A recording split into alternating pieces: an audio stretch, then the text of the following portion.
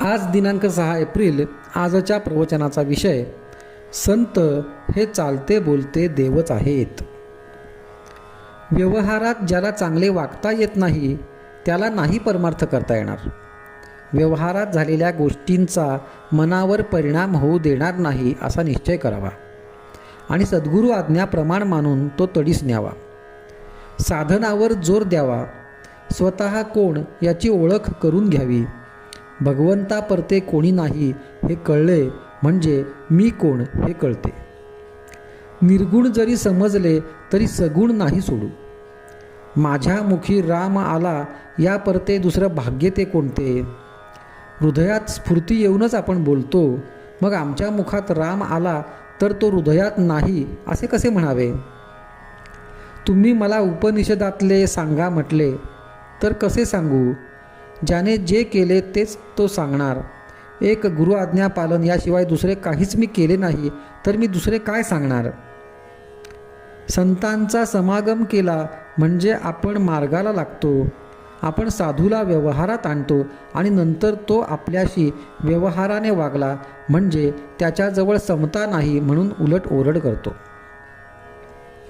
संत हे देहाचे रोग बरे करीत नसून त्या रोगाची भीती नाहीशी करतात. संत हे चालते बोलते देवच आहेत.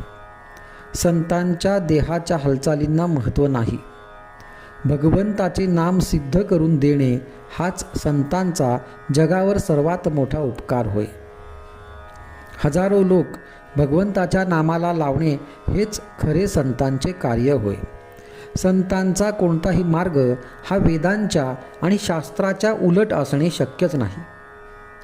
संत सूर्यासारखे जगावर स्वाभाविक उपकार करतात.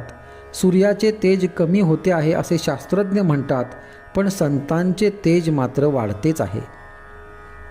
श्रीमंत आईबापांच्या पोटी जन्माला आलेला मुलगा भीक मागताना पाहून आपल्याला त्याची कीव येते, त्याप्रमाणे मनुष्य जन्माला येऊन आपण दुःख करतो हे पाहून संतांना वाईट वाटते. खालच्या योनी इतक्या आहेत की त्यामध्ये मनुष्य जन्म येणे कठीण आहे. मनुष्य जन्म येऊन भगवंताची प्राप्ती झाली नाही तर जीवाचे फार नुकसान आहे.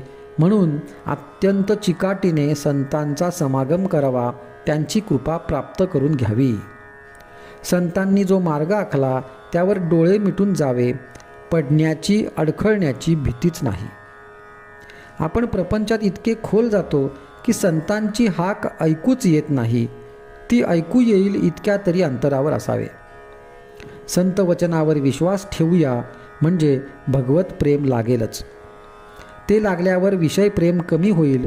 म्हणून संतांची संगत करणे एवढे जरी केले तरी कल्याणच होईल. आजचा सुविचार.